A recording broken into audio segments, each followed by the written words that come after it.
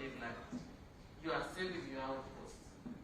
And when we talk of this, it actually means we are going to start on self-regulation, self-auditing in your household.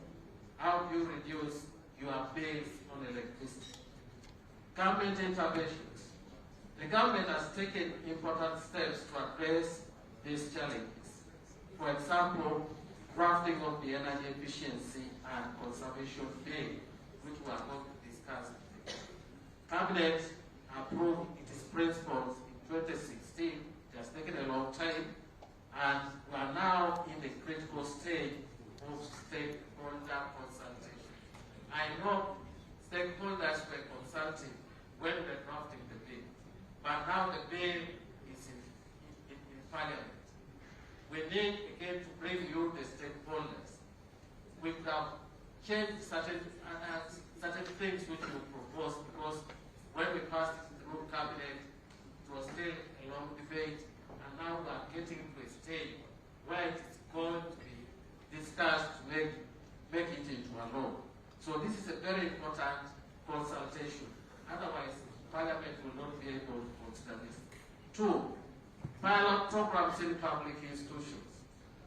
Energy audits in government offices, schools, and hospitals reveal saving potential of about and over 30% when we adopt efficient lighting, cooling, and air conditioning systems in those institutions.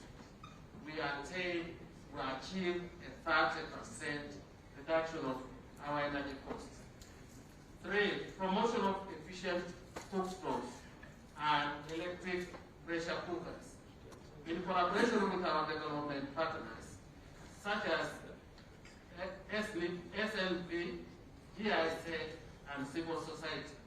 Uganda is rolling out improved stoves and prepared technologies, lowering the household energy costs. When you take these interventions, pressure cookers for electricity, biogas, and then efficient stoves, we actually reduce our energy costs. Energy labeling and standards.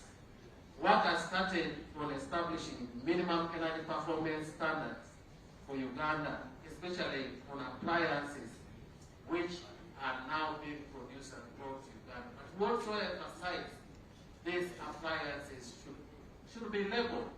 How efficient are these appliances? Labeling is a culture that we need to introduce into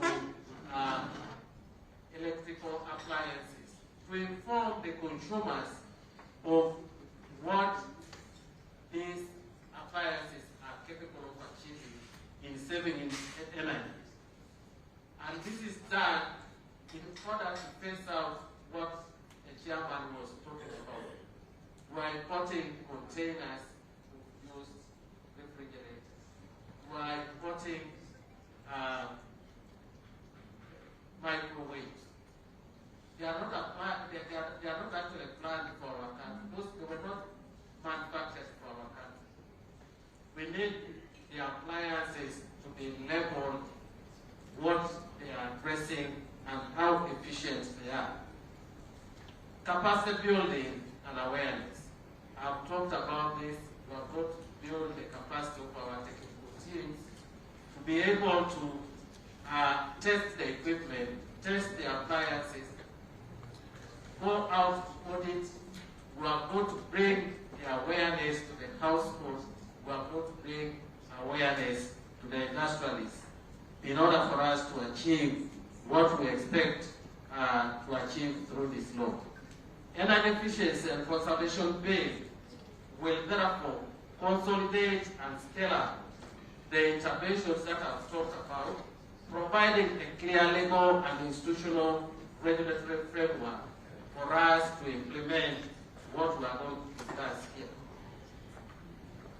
Chairman and colleagues, adopting energy efficiency is not a luxury. It's not a luxury at all for Uganda. It is a necessity, and it reduces the cost. It safeguards the environment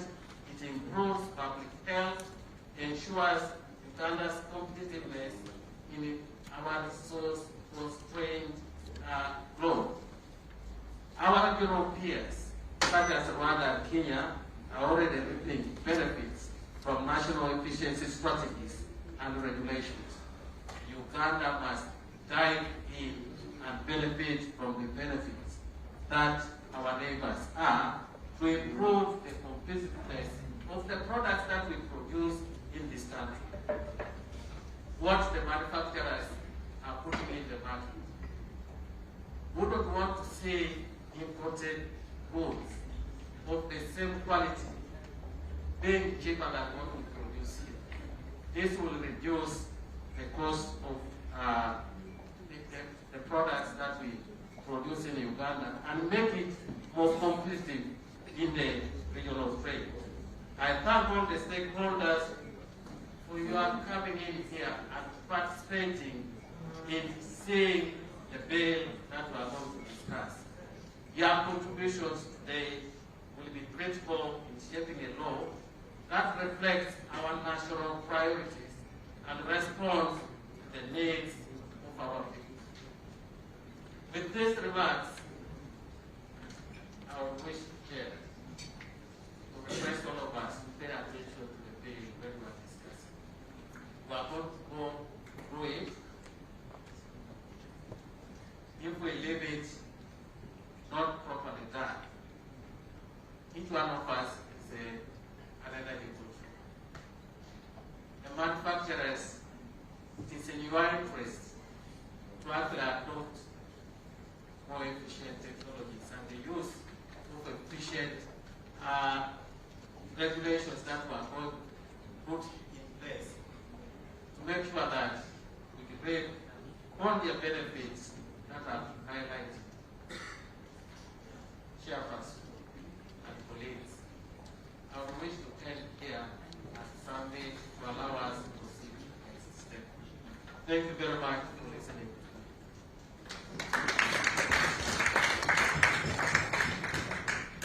Back to the chair. Please, you have not to sing.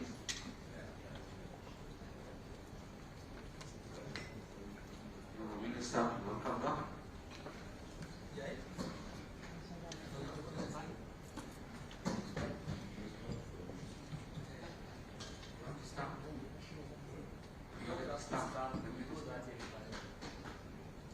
Thank you so very much, Honorable Minister, for those incisive remarks. Colleagues, I once again appreciate you. I would like to, at this juncture, invite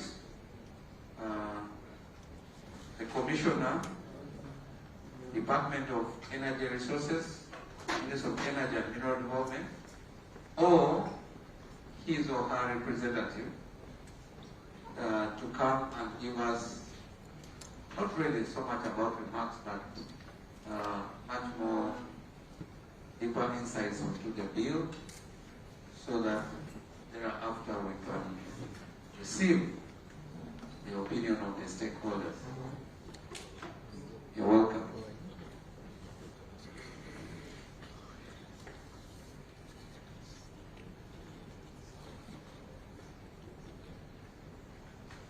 Colleagues, even the members who are just by the outside of the hall, yes, you can be there, but you pay attention to the commissioner so that we are found. Good morning, everybody. Honorable Minister and the Shadow Minister for Energy, Honorable Chairperson of the Parliamentary Committee on Environment and Natural Resources, and your Vice Chair, Honorable Members of Parliament, distinguished guests, the media, ladies and gentlemen, you're all most welcome. It is my pleasure to welcome you to this briefing on the public consultation of the Energy Efficiency and Conservation Bill 2024. On behalf of the Ministry of Energy and Mineral Development, I thank you all for joining us. Your presence shows commitment to helping Uganda reduce energy waste and use of our resources more wisely. Our goal is to cut national energy intensity by more than half by 2040. Uganda's energy demand has grown rapidly